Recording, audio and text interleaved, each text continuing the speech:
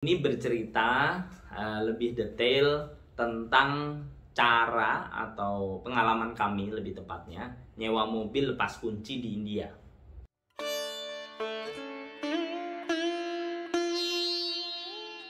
Assalamualaikum warahmatullahi wabarakatuh. Perkenalkan, saya Lucky.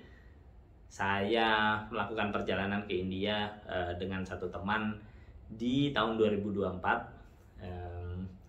Kondisinya waktu itu karena waktu yang sangat mepet dan kami ingin melakukan banyak hal, sehingga opsi yang oke menurut kami adalah melakukan perjalanan dengan nyewa mobil tanpa sopir. Kenapa tanpa sopir? Karena ada beberapa faktor. Yang pertama, tentu lebih bebas. Kami bisa tidur, bisa banyak hal yang bisa dilakukan kalau tanpa sopir. Kalau ada sopir tentu agak nggak enak juga.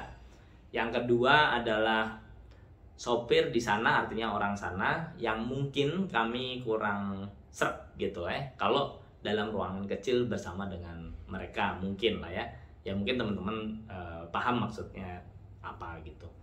Itu yang kedua. Yang ketiga ya karena kami kemungkinan berubah rencananya, sehingga lebih baik kalau kami jalanin sendiri gitu. Jadi karena kan kami nggak kebayang ya akan seperti apa tuh, nggak kebayang. Jadi ya kali aja ini, kali aja itu gitu. Nah, kami datang awalnya googling, cari apps dan sejenisnya, nggak dapet yang boleh lepas kunci untuk orang asing ya, orang asing. Jadi statusnya adalah di sana ada KTP yang disebut dengan agar gitu, sejenis itu namanya, istilahnya. Intinya adalah KTP. Artinya kalaupun teman-teman kuliah di sana agak sulit untuk bisa sewa mobil gitu. Jadi agak sulit juga buat kami untuk nitip orang biar kami bisa lepas kunci. Yang kedua, cerita bahwa orang sana tuh tricky banget gitu. Kayak misalnya nyewa mobil nanti bisa jadi disalahin ini, salahin itu, sehingga jadi ribet banget. Jadi ribet aja gitu, semuanya jadi ribet. Terus biaya tambahan itu banyak banget. Tapi karena kami betul-betul mepet, akhirnya memang kami memaksakan diri lah, boleh dibilang begitu, untuk nyewa mobil. Terus langkah selanjutnya yang kami coba adalah landing, terus datanglah ke tempat sewa mobil, tempat ke taksi prabayar, kan biasanya ada tuh di setiap bandara. Kami coba ke sana, semuanya menolak, semuanya nggak bisa. Kalaupun ada yang bisa, itu hanya di dalam kota, padahal kami ingin keluar kota dan agak jauh perjalanannya.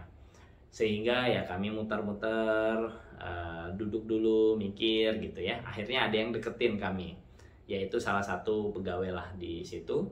Terus pegawai ini nyuruh kami untuk ketemu seseorang di luar bandara. Ya kami ketemu aja, karena toh kami sebetulnya nggak punya pilihan lain ya. Kami cobain aja sejauh apa sih yang katakanlah waktu itu kan dibayangkan banyak banget scamnya ya. Jadi sejauh apa sih scam yang mungkin bisa kami terima gitu. Kayak kita coba aja.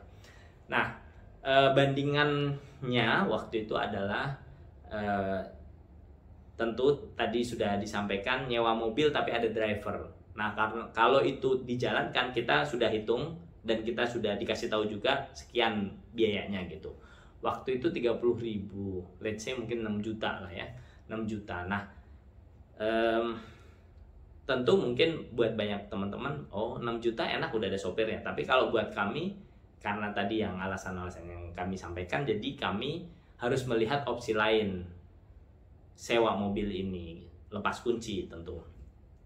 Nah, waktu itu dikasih tahu bahwa lepas kunci itu totalnya seingat saya adalah 18.000 ya. Betul, 18.000 itu uang di awal yang saya bayarkan. Artinya itu sewa mobil 3 hari, kemudian tol dan pajak. Dia bilang setiap provinsi ada pajaknya. Pajak ini yang harus saya bayarkan. Feeling saya sih sebetulnya pajak ini memang ada, tapi tidak dibayarkan oleh si orang ini. Pajak ini sepertinya pajak sewa mobil lah, kira-kira gitu. Tapi kayaknya dia nggak bayarin. Tapi anyhow, karena kami nggak punya pilihan, ya pola pikir kami adalah 18.000 dibandingkan dengan 30.000, masih ada selisih. Hal yang ada di 30.000 tidak ada di 18.000 adalah bensin. Kemudian langkah selanjutnya adalah kami harus mengisi bensin. Bensin sekali isi itu sekitar 3.500,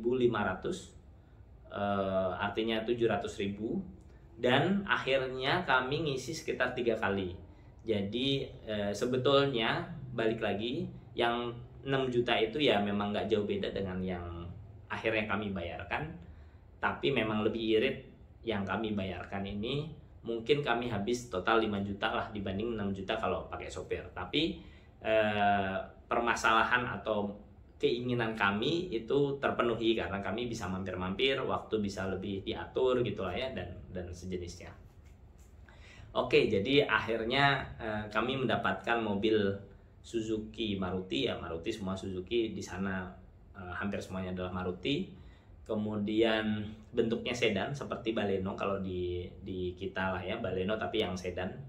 Kemudian mobilnya baru, kebetulan baru banget, dan cukup irit. Dia ada gas, ada bensin. Jadi waktu itu gasnya sebenarnya sudah ada isinya, tapi kita diminta isi bensin aja dan pakai yang bensin karena kalau gas katanya kalau di gas agak hilang lah gitu, tenaganya nggak sebagus kalau bensin. Jadi disarankan pakai bensin. Memang kami juga cobain juga yang pakai gas, kurang lebih begitulah. Nah, switchnya gampang di situ karena memang didesain seperti itu. Jadi tinggal ada pencetan, nanti dia berubah jadi gas, dipencet lagi dia berubah jadi bensin, dan ada indikatornya. Begitu pengalaman yang dirasakan. Oh, parkir itu hampir nggak ada tukang parkir, tapi memang di tempat-tempat yang prestisius itu ada tempat parkirnya berbayar. Kalau tempat-tempat biasa parkir ya parkir aja di pinggir jalan biasa aja gitu. Kira-kira gitu ya.